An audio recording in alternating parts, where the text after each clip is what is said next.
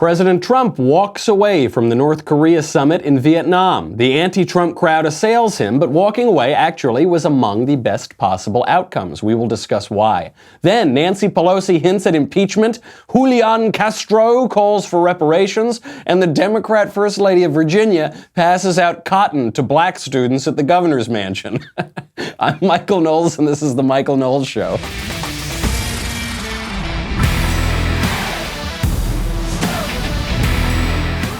That was not a monologue. I was not telling jokes. I just read a headline at the end, which is that the First Lady of Virginia, whose husband just wore blackface and tried to moonwalk during his apology press conference, was passing out cotton to black students at the governor's mansion. That's just terrific. No way. You can't really punch that up. There's no way to make that funnier. A lot to get to today. We have to cover Trump walking out of this Vietnam summit with Kim Jong-Un. I think it was very good that he walked away, and a lot of people are getting this completely wrong. But first, let's make some money, honey, with ExpressVPN. Admit it. You think that cybercrime is something that happens to other people. Oh, it could never happen to you. Your password is like password 123 exclamation point or something. No one's going to guess that one. You may think no one wants your data or that hackers can't grab your passwords or credit card details, but you are dead wrong. Stealing data from unsuspecting people on public Wi-Fi is one of the simplest and cheapest ways for hackers to make money. You're at the airport, you're on some public Wi-Fi. People can get into your stuff. Don't be stupid. Protect yourself from cyber criminals and use ExpressVPN. ExpressVPN secures and anonymizes your internet browsing by encrypting your data and hiding your public IP address. For less than $7 a month, you can get the same ExpressVPN protection that I have. It's rated the #1 VPN service by TechRadar, comes with a 30-day money-back guarantee. I know you think, I don't need it. I don't need it. Think of what you have on your computer. Think of your internet search history. All right? You're probably looking at some weird stuff like dailywire.com. You don't want this stuff getting out. Protect your online activity today. Find out how you can get 3 months free at expressvpn.com/Michael. That is expressvpn.com/Michael, MICHAEL. Do I win the spelling bee? 3 months free with a 1-year package. expressvpn.com/Michael to learn more. Okay. President Trump walked out of this Vietnam summit with Kim Jong-Un. Other than the complete denuclearization of the Korean peninsula for not very much in the way of American concessions, this is probably the best way this could have turned out. And yet, for some reason, President Trump's critics won't take yes for an answer. Here's President Trump finally describing why this summit didn't work out. They wanted the sanctions lifted in their entirety, and we couldn't do that. It was a very productive 2 days, but sometimes you have to walk. Sometimes you have to walk. That could have been the title of today's show. Sometimes you have to walk. Thank goodness that President Trump knows this, because people are mocking him now. On the left and the right, they're saying, I thought it was the art of the deal. I thought you could make deals, President Trump. Now you're walking away. The willingness to walk away is crucial to making a deal. And in fact, if you are not willing to walk away, as many presidents have not been willing to do, then you give away all of your leverage. Then there's nothing left for you. A lot of people are very happy that these talks broke down on both the left and the right, but here, of course, is CNN, Jim Acosta, a walking hairdo, gloating about it. So it's strike one in Singapore. He didn't get a deal with Kim Jong-Un. Now it's strike two in Hanoi. Once again, no deal to denuclearize North Korea, something that he staked a lot of his legacy, a lot of his presidency on. And Jim and Christiane, in the backdrop of all of this is what happened back in Washington up on Capitol Hill at the House Oversight Committee when the president's former fixer really just blasted away at his former boss, accusing him of being a liar and a cheat and a criminal, basically, and so on. And what was a bombshell hearing up on Capitol Hill. The president presumably will be asked about that as well. Yeah, and did I tell you, and Michael Cohen, he said he's racist too, and he, Jim, you're supposed to be covering the North Korea. Yeah, no, I know, but just, you hear about Stormy Daniels? Yeah, okay. What a jerk. So President Trump walks away. What I want to know from the critics on the right who oppose Trump walking away, and from Jim Acosta at CNN and all of the people on the left mocking him, what was the alternative? What was the alternative? I guess one alternative is you never speak to North Korea. You allow tensions to continue to ramp up as they have been since they killed Otto Warmbier, and possibly deal with a land war on the Korean Peninsula where you're risking killing, 30,000 to 100,000 civilians in Seoul. I don't know. What does that mean? Okay, maybe you're willing to do that. Maybe that's you think that's the best option. Or the other alternative is the Iran nuclear deal all over again. You're so insistent on getting a deal that you'll give away everything.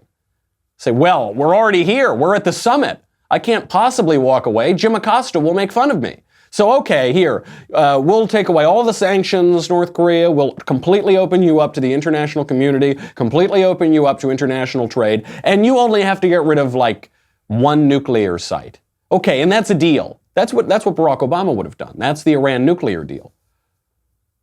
Walking away shows a position of strength because the United States doesn't need to engage in these summits.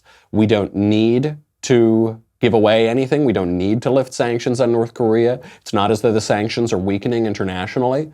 It's not as though there's some massive international pressure to lift the sanctions. Fine. If they don't want to play ball, we don't need to play ball. That's the position of strength. A weaker president would have felt pressured into coming to a deal at any price. So who's defending Trump? Obviously, I am. The usual suspects that you would expect from Trump world have been defending him. Some people on the right, it's sort of a mixed reaction broadly on the right. He's also getting praise from some pretty strange sources. He's getting praise from Joe Scarborough, who the president loves to mock and who Joe Scarborough doesn't seem to feel any love lost with President Trump. And even Joe Scarborough admits, this was probably the right thing.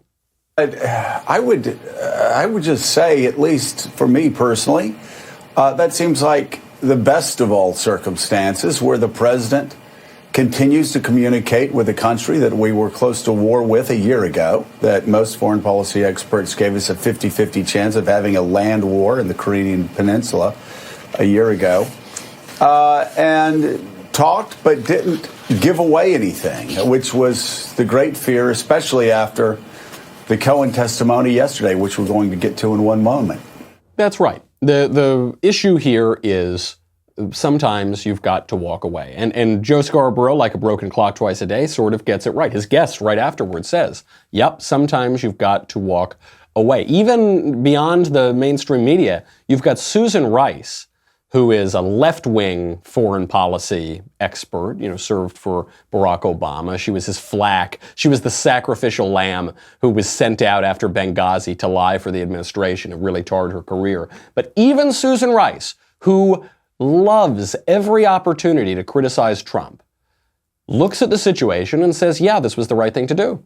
I want to note for people that you wrote the other day in the New York Times of the widespread fear that President Trump would give away too much, be too desperate for a deal. Did he make the right move in walking away? Yes, he did. For the United States to have agreed to lift all sanctions in the absence of real and complete denuclearization would have been a tremendous mistake. Of course. And that's not just the opinion of left-wingers like Susan Rice. That's the opinion of right-wingers, like the advisors to the president, like John Bolton, like the president himself, like me. This is just common sense. Actually, the criticism of President Trump with regard to North Korea is that he's been too credulous. He's been too gullible. Oh, he'll let this strong man, chubby little dictator push him around. He'll believe him. We have no reason to believe Kim Jong-Un. And so the fear going into this summit was that, well, among people who think the president is an idiot, I'm not among those people, they said, oh, Kim Jong-un is going to razzle-dazzle him, he's going to promise him the world in exchange for the lifting of sanctions, Trump's going to lift the sanctions, and guess what's going to happen? Kim Jong-un isn't going to denuclearize. And then it's the end of the world. Then you've got no leverage whatsoever on North Korea. And then this shows that the president is not overly credulous, is not gullible with regard to Kim Jong-un or North Korea. He was looking to achieve something, but not at any cost. That's a very reasonable position to be in. What is the cost? This is what I want to know from the critics on the right and the left who are mocking him or upset that he walked away from this summit. What did we lose? Well, we walked around with a strong man. We elevated a strong man to meet with the president. Okay, like whatever. Fine, okay. We wanted something, which is the denuclearization of Korea. We wanted to end a conflict that has gone on now for 70 years. And one thing that we were willing to wager for that, one offering, was that he could take some pictures with President Trump. Oh, okay, fine. Nothing really ventured, nothing really gained, but nothing really ventured, nothing really lost. It was a good shot. I'm glad that President Trump had the political courage to take a risk here, albeit a small risk, and then that he had the political prudence and judgment to walk away when it looked like Kim Jong-Un was trying to pull a fast one. Now, the one quote, this is the quote that people are assailing Trump for. This is the one, and this doesn't sound good. I totally agree. When you listen to it, you think, did he have to? I wish he didn't have to say that. This is the line that all of the mainstream media are going to be playing for the next 48 hours. Those prisons are rough. They're rough places. He tells me that he didn't know about it, and I will take him at his word.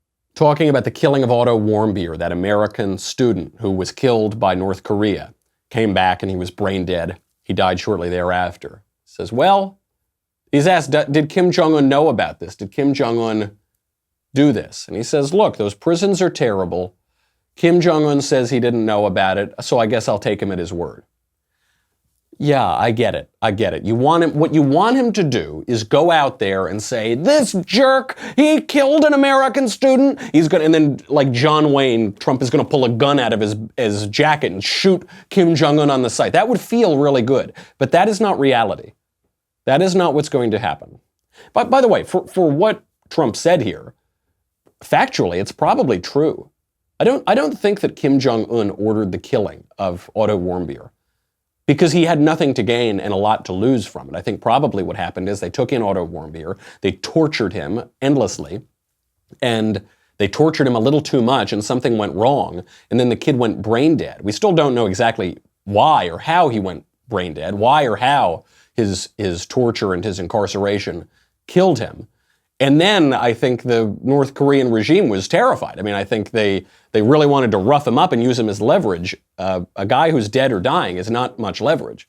They didn't really extract any concessions from it. So just as a technical matter, maybe he's right. But what people are really criticizing him for is that he didn't just assail Kim Jong-un for the North Korean killing of Otto Warmbier. Now, Kim Jong-un says, I didn't know. Yeah, maybe he didn't. I don't think he ordered the killing. Sure, maybe he didn't know. Maybe some guard took it too far. Yeah, okay. Is that awful? Yes. Does that make an American's blood boil? Yes. Does it make us want to go to war? Yes. Here is where you see that Donald Trump is the exact opposite of Barack Obama. We'll explain how in a minute, but first, speaking of protection, We the People holsters got to make some money. They offer custom-made holsters, all produced in the USA. They design their own holsters in-house. Means they don't use any third-party molds for their holsters. Instead, they design every unique mold in Las Vegas to best fit each and every firearm perfectly. They even have their own 3D design team who measures every micromillimeter of their guns to ensure the perfect fit. You can easily adjust both the cant and ride of your holster so that it will fit comfortably and securely at all times. Every holster has adjustable retention. It's signaled with a click sound, custom printed designs in-house. Thin blue line, camo, Constitution, the American flag, new designs coming out all the time. We the People holsters start at just $37 a piece. So I would say, look, don't cheap out, make sure you get a really quality holster like We the People holsters. Luckily, you can have both because they're very inexpensive as well. They start at $37 a piece. Every holster comes with a lifetime guarantee. Every holster ships free. If it's not a perfect fit, send it back for a refund. Right now, my listeners can go to wethepeopleholsters.com/Knowles, Knowles. Enter promo code Knowles, Knowles, at checkout. Get $10 off your first holster. So that's as low as $37, and shipping is free, and you get an additional $10 off using my promo code. Again, wethepeopleholsters.com/Knowles, Knowles, promo code Knowles at checkout for $10 off. This controversy over President Trump's answer to the question about Otto Warmbier. He says, well, Kim Jong-un says he didn't know. I guess I'll take him at his word. Even though those prisons are really tough. So maybe that explains it. He's being assailed on both sides for that. What this shows is that Trump is the opposite of Obama. Barack Obama talked real tough. Oh, he said the prettiest words, didn't he? And then he gave away the farm. That was the series. Oh, red lines. We're talking tough on the mullahs. And then take anything you want. Flying airplanes full of American cash to drop off with the Iranian mullahs. Thanking Iran for taking our sailors hostage. Anything to get those sailors back. Anything. Oh, no, we'll give away everything. All concessions. Concessions to Syria. Concessions to everybody. But he would talk tough. He'd give good speeches, wouldn't he? And President Trump doesn't talk tough on Kim Jong-Un. He talks like he's negotiating. He says, well, Kim Jong-Un, he's a smart guy. Yeah, he's a smart guy. Yeah, he says he didn't know about his state's killing of Otto Warmbier. I guess I'll take him at his word. Okay, so he talks really nice. He talks in a flattering way. But then he doesn't give away anything. Which of those two guys do you want to lead your country? The one who tells you every pretty little thing you want to hear and then sells out your country from underneath you? Or the guy who's willing to make rhetorical concessions, but never make any hard concessions, any tangible concessions? Obviously, you want the latter. This walking away reminds me of Reykjavik. It reminds me of Ronald Reagan, 1986. Reagan is there with Gorbachev. They're talking about denuclearization. At one point, they're talking about complete denuclearization.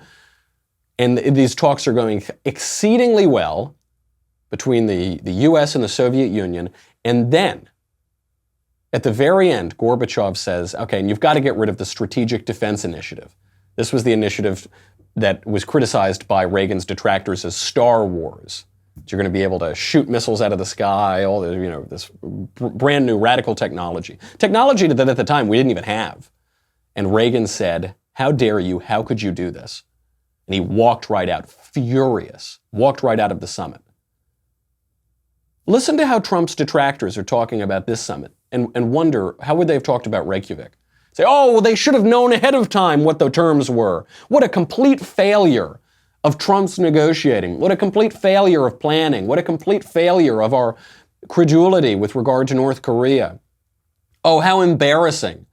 We legitimized this slave master tyrant by appearing with him as an American president.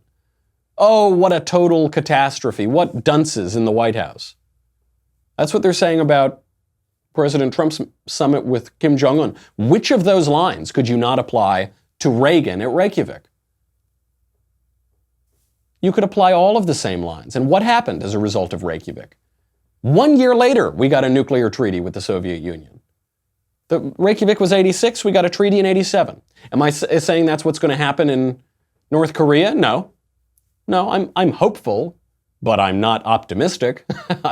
There's a distinction there. I hope that it works out. I think it's possible that it will work out.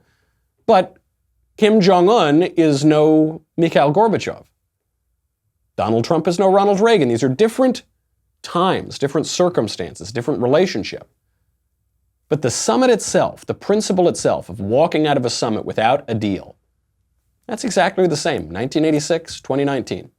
And the arguments for walking away are way stronger than the arguments for giving away the farm. This is short of the complete denuclearization of North Korea for no American concession. This is the best outcome we possibly could have gotten from President Trump here. So I guess nothing ventured, nothing gained.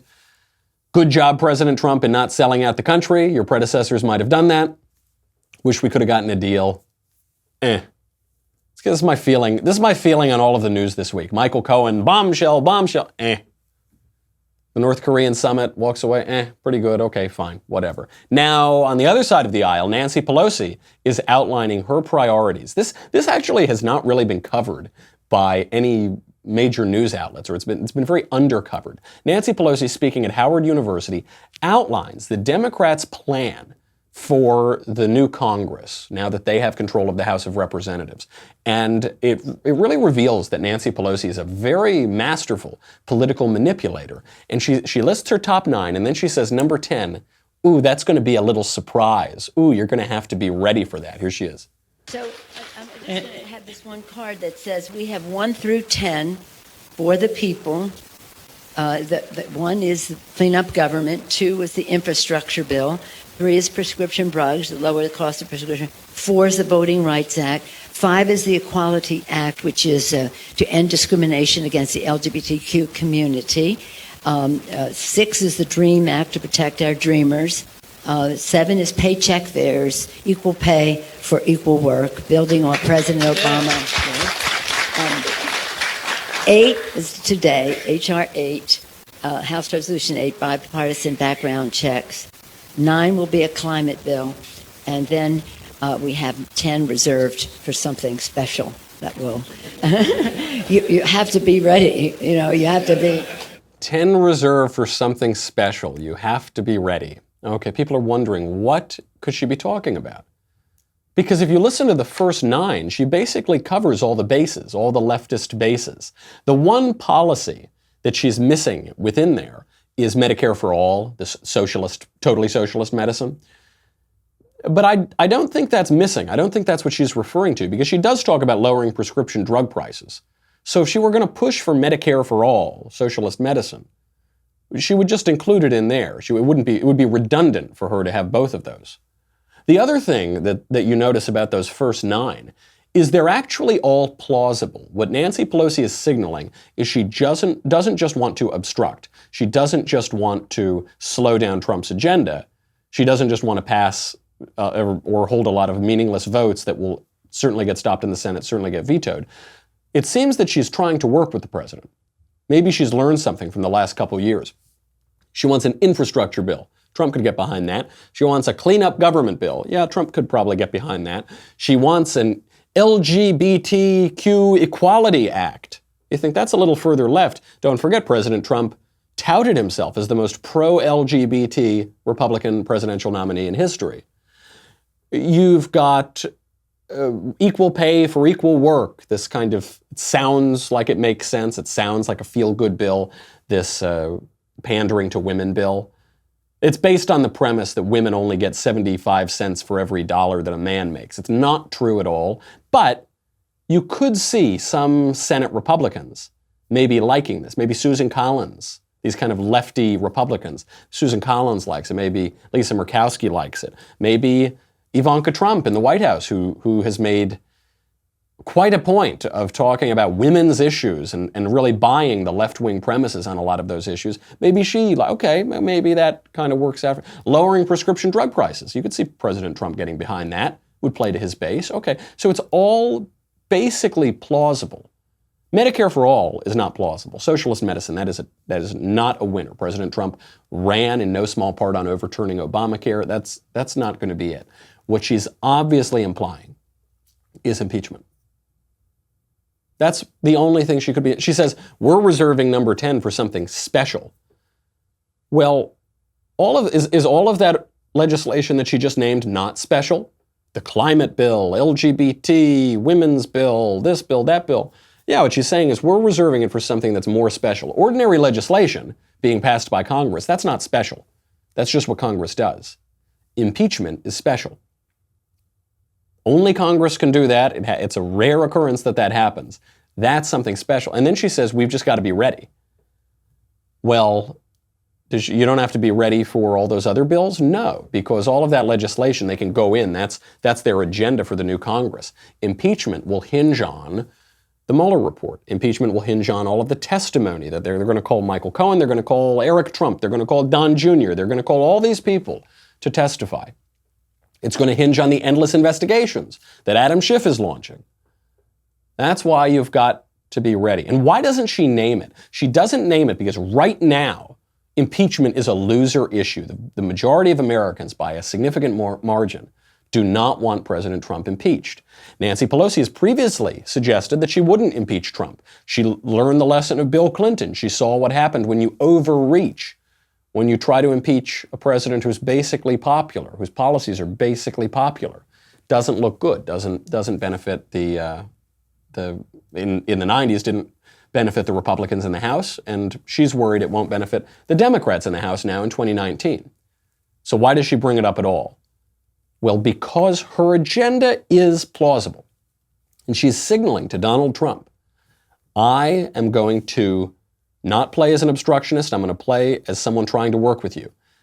And if you do not work with me, if you do not come to the table, then I've got impeachment in my pocket. What she's signaling is she's politically smart. We all know this. She's been in power a very long time. There was a little threat to her power when the Democrats retook the Congress. Some threats, some people said they were going to run for House leadership against her. What did Nancy say? She said, come on in, the water's warm. Chomp, chomp, chomp, she's a shark. She's saying, I'm not going to impeach you yet. I'm not going to talk about it yet because it's unpopular right now. But the minute I get the opportunity, ooh boy, that's going to be real special. I guess we'll just have to wait.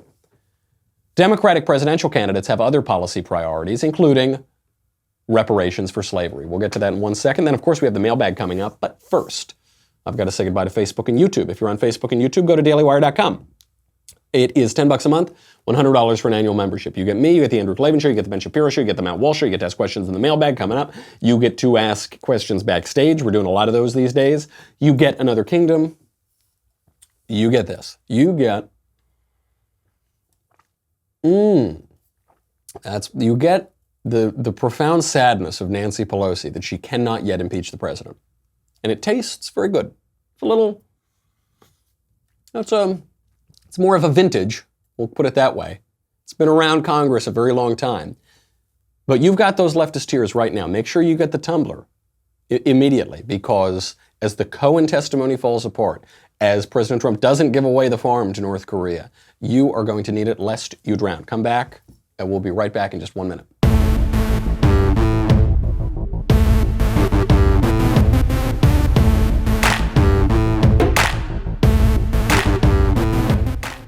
Julian Castro is running his campaign not on plausible policy priorities, but on reparations for slavery that ended over 150 years ago. Here is Castro on MSNBC, of course, giving out his brand new policy proposal. I have long believed that this country should resolve its original sin of slavery, and that one of the ways we should consider doing that is through reparations for people who are the descendants of slaves. It is interesting to me that under our Constitution and otherwise, that we compensate people if we take their property. Shouldn't we compensate people if they were property sanctioned by the state? Yes, perhaps you should give something to those people who were property. Those people who were property have been dead for 100 years. At least, right? They've all been dead for 100 years. Of course. So what is he doing? Julian Castro is talking about reparations because he's nobody in a crowded field of people who are mediocre or slightly better than mediocre, and he's far less than mediocre. So he has to stand out. It shows you that the Democrats are going to be running to the left. Now, if he felt that if he felt the way that he could make his mark in the primary was to moderate a little bit against the Green New Deal, against outlawing planes, trains, and automobiles, against knocking down every building in the country, if he felt it was to moderate, he would moderate. He's he's a politician. That's all he is. He's not some grand visionary who's a real conviction politician. He's a guy who wants to be president. He was the HUD secretary. That's his great qualification. He sees reparations for slavery is the best path forward. He's probably right. Gets him on MSNBC, gets him on this show, gets him on a little bit more attention in a field that doesn't care about giving him attention. And it's worth pointing out, it's not that he's more radical than his fellow Democrats. It's not that he's more radical than Nancy Pelosi. He's just reckless. He's just playing this game where he has got to get attention. He has got to go where the base is, and this is where the base is. Look, if Nancy Pelosi felt that she could survive politically as Speaker of the House by talking about this sort of stuff, she'd be talking about it too. The whole party has moved very left-wing. But some people are a little more honest than others, and you're going to see that honesty tick up during the entire campaign. Speaking of, before we get to the mailbag today, I just have to bring up this story. Speaking of honesty, no Democrats have ever been more honest than the governor and the first lady of Virginia. Governor Northam, you'll remember, came out and said that he was perfectly fine killing babies after they had been born sitting on the doctor's table. This is the logical conclusion of the Democrats' abortion stance. Andy Cuomo is fairly honest about this. Other Democrats who used to say that they supported safe, legal, and rare abortion were being dishonest. Now they're honest. When they talk about their sanctimonious, holier-than-thou stance on race, you have to remind Democrats, you're the party of the KKK, you're the party of slavery, you are the party of the soft bigotry of low expectations, and what does Ralph Northam do? He wears blackface in what is now a very famous photograph. He tries to moonwalk during an apology press conference about that. His wife said, don't moonwalk, that's not a good look. Don't do a Michael Jackson impression at a blackface apology conference. And then what comes out today, the First Lady passed out cotton to black students in the governor's mansion. Okay. I mean, great. Thank you. Thank you for being honest. Now, the reason I bring this up, maybe she was bringing them around and saying, look, here, they used to pick cotton right here at our estate. Here you go. Fine. That's a reasonable read. That's a charitable read of what she was doing. I don't know that she's some vicious racist. Maybe she is, but I'm not willing to conclude that. What I want to ask is, what would happen if all of this had occurred to a Republican governor? Well, we know CNN initially reported that Ralph Northam's a Republican. They switched his political party. They were so embarrassed. Now they don't mention his political party at all. And what really strikes me about this is just the media reaction to it. How would they have given the GOP a charitable read of this? They've said, look, maybe it wasn't. No, they would have run them out of town on a rail, but this is how they treat the Virginia First Lady.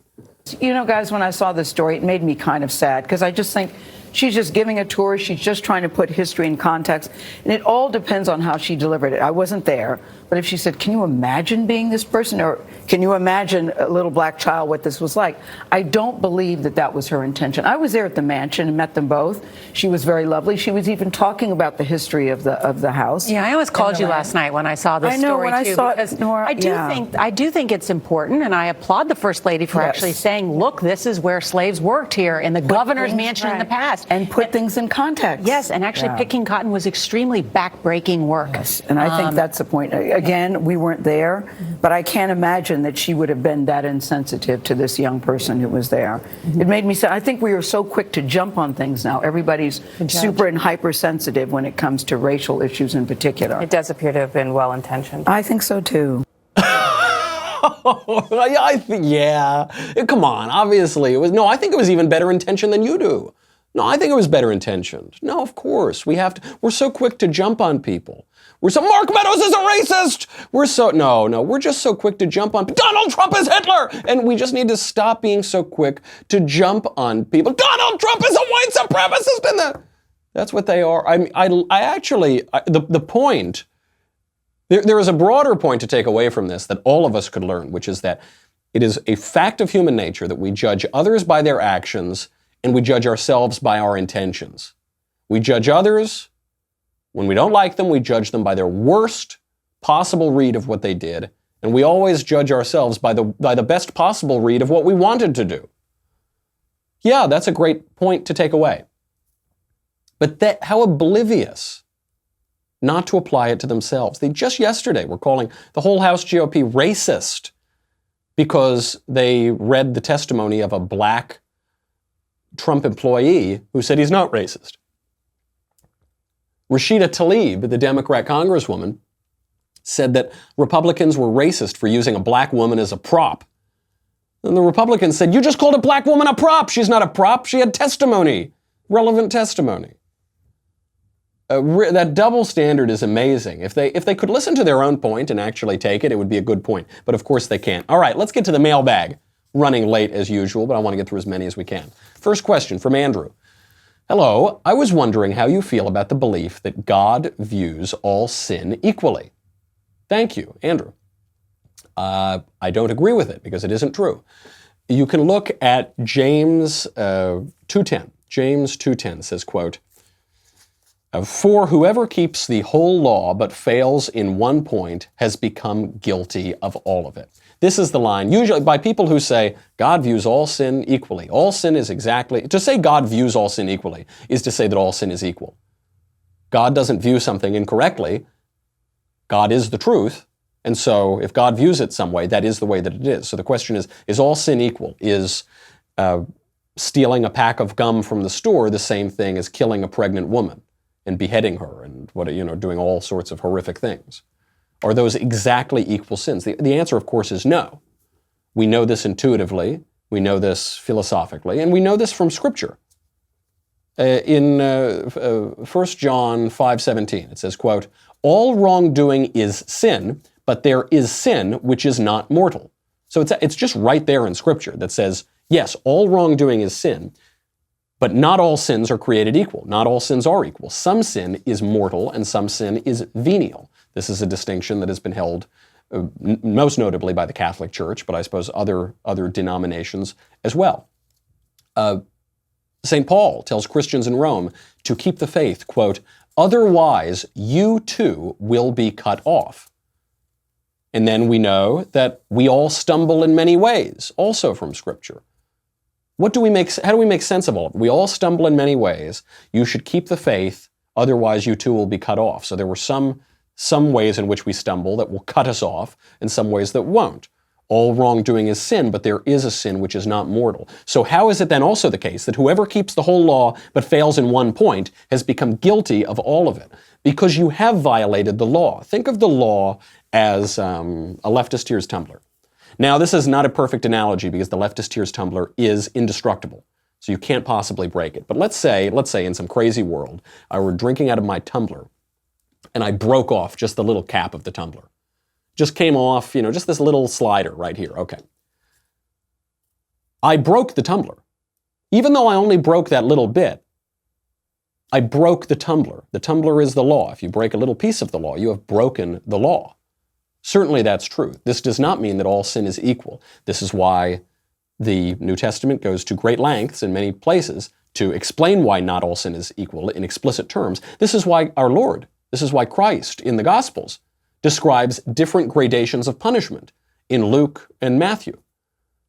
There are different gradations of punishment because sins are not all equal. This is another example. This happens quite a lot. I get this in the mailbag sometimes. They say, "Michael, what about this one line of Scripture taken completely out of context? Doesn't this invalidate your entire theology?" Say, no. Because of context, because you have to read it in context. You have to know, when you look at the Scripture without an interpretive scheme, without context, without knowing what the words mean, without understanding how some words can refer to one thing and that can modify another statement that has elaborated on that point. When you just look at that one line, it is like looking into a deep, dark well and seeing only your reflection on the surface of the water. All shallows are clear. Next question from Jonathan. Hello, back in the day, did you ever get yourself in a situation in which you go and try to ask a girl out on a date or try to give her a rose, but then she tells you she has a boyfriend? Oh yeah, I usually would wait until the boyfriend was out of town before I would go do that, but sometimes I get my timing a little wrong. Yes, that's happened. That's too bad. Sometimes that isn't true. Sometimes the girl is just trying to let you down gently, in which case maybe, you should be grateful that she was so cordial. Or, you can try to be a little more charming possibly. But there is a real code here, man. You shouldn't steal a guy's girl, at least if it's a friend of yours. I guess if he's a real jerk, open season, do what you got to do. But yeah, that happens, It's just, that's the way it is. This is fair. Listen, if a girl is so beautiful and lovely that she's got your attention, she's probably got the attention of a lot of other guys too. And you gotta go in there and win her over. From Elias, Knowles, if you were on your deathbed and you had to hear one last song before you fade out, what would it be? Thanks, love the show, Elias. This is a very tough question. Assuming I didn't have a whole lot of time left, I would probably pick a song from the 1920s called Trees, which was based on a poem written by Joyce Kilmer. And the poem is, I think that I shall never see a poem as lovely as a tree Something, goes on and on and on. Poems are made by fools like me, but only God can make a tree. And it's a lovely, simple little poem. And the music is just this lovely music, very 1920s, and nice, and sort of the last gasp of elevated music.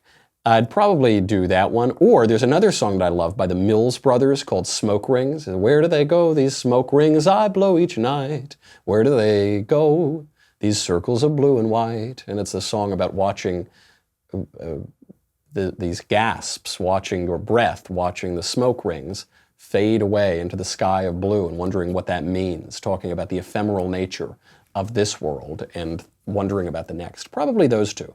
I think that song is from the 20s too, 20s or 30s. Next question from Joshua. Hey Michael, I asked Ben the same question. Do you think socialism's rise in popularity is the free market's way of telling us that capitalism isn't working for a lot of Americans? Thanks, Michael. Keep up the great work, Josh. No, I think it's the way of telling us that our education system isn't working for a lot of Americans. Because, of course, there are legitimate criticisms of free markets that are divorced from any sense of morality or virtue or religiosity. Plenty of good criticisms, but those aren't the criticisms that we're really seeing. What we're seeing is just simply ignorance, blithe ignorance. Ocasio-Cortez, the spokesman for socialism, said that the reason that the unemployment rate is low is because people have two jobs. That's just not how the unemployment rate works. Ocasio-Cortez is assailing tax incentives to bring jobs to a city because she thinks that they're just spending the money, $3 billion. I think $3 billion is just sitting around in a pile somewhere. She doesn't understand what a tax incentive is.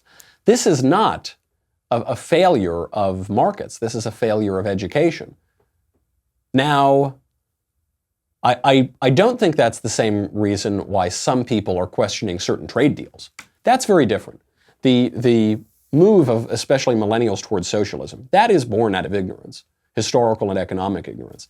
The move of some people toward questioning open borders on questions of migration or trade, toward questioning maybe why we should protect certain industries if our trading partners are also protecting industries, if we're looking at certain trade protections because our trading partners are stealing our intellectual property and violating WTO treaties, World Trade Organization treaties, and illegally subsidizing their aluminum. And if you haven't caught on, I'm talking about China. That, I think, is much more legitimate. That's not coming out of an ignorance. That's coming out of the failures of an economic regime that is not perfectly free markets. Obviously, it's not perfectly free markets because the main criticism is that our trading partners are not playing by the rules.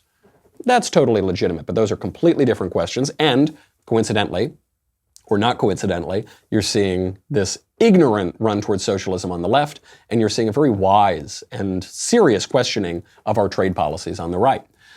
From Alone, would you be anti-abortion for trans women? Alone. You know, this is going to be a rare example of me being conciliatory, reaching across the aisle, finding middle ground. I think we should get rid of all abortion for people with uteruses. But for people who don't have uteruses, I would be willing to say they can have all the abortions they want. They can have and no restrictions whatsoever, no parental consent. I'm actually willing to have the federal government subsidize all abortions for people who don't have uteruses. Don't say I'm not willing to make a deal. Don't say I'm not willing to compromise. From Devin. Hi, Michael. Do you think the U.S. should make English the official language of the country? Should it be left to the states? Always enjoy listening. Thanks, Devin. Yes, we should make it the official language of the country. Why? Because there's very little that unifies us anymore as a country. Because a radical, individualist, atomistic philosophy has taken hold. We don't have much of a common culture. We don't have a common religion. We don't have common cultural experiences. Basically, the last thing we have is the language, and the left wants to get rid of that too. And also because language shapes our consciousness. Language shapes how we think. Language is the stuff of our consciousness. Languages are different, and that's why cultures are different. It's why they think differently. It's why they view the world differently. It's why Eskimos have 500 words for snow. I don't think that's actually true, but the principle actually is what they're alluding to here. which is that certain languages emphasize certain things, certain ways of viewing the world, and we should have a unified language. Last question from Matthew. Hello, all-knowing Knowles. I'm from Long Island. I'm one of the only conservatives in my group of friends. My friends and I have had relatively the same upbringing, schooling, environmental stimuli, but they're leftists and I'm not. I know this is multifactorial, but what is your take on why people lean left or right politically? Kind regards, Matt. I think there is a little bit of a disposition here. There is such a thing as a conservative disposition. But people who have a conservative disposition can be politically left-wing. This is sort of the elites. The limousine liberal is sort of conservative in their disposition. They get married, they invest their money, they're very wise in their own personal conduct, but they preach these radical politics. So there is a little dispositional thing. I don't really think it affects people's political views very much. Being a contrarian helps because you're always willing to consider other ideas. And I do think the only other dispositional aspect is openness, or is a humility. Are you humble enough to think, maybe I don't know everything about the world, maybe someone else has something that I can learn? And when you grow up in a left-wing place like you and I did in New York, if you have any intellectual humility and if you have any openness, then you're naturally going to be left-wing, because that's just everyone around you is left-wing. But if you're a little humble, if you're a little curious, if you're open to new ideas, then you will be convinced by conservative arguments because they're better than leftist arguments. And if your friends are not intellectually curious or have any humility or anything, then they're not going to be. I think that's the big difference. Okay, that's our show. We have a lot more to get to, but sad. Come back next week. We'll see you all on Monday. In the meantime, I'm Michael Knowles. This is The Michael Knowles Show.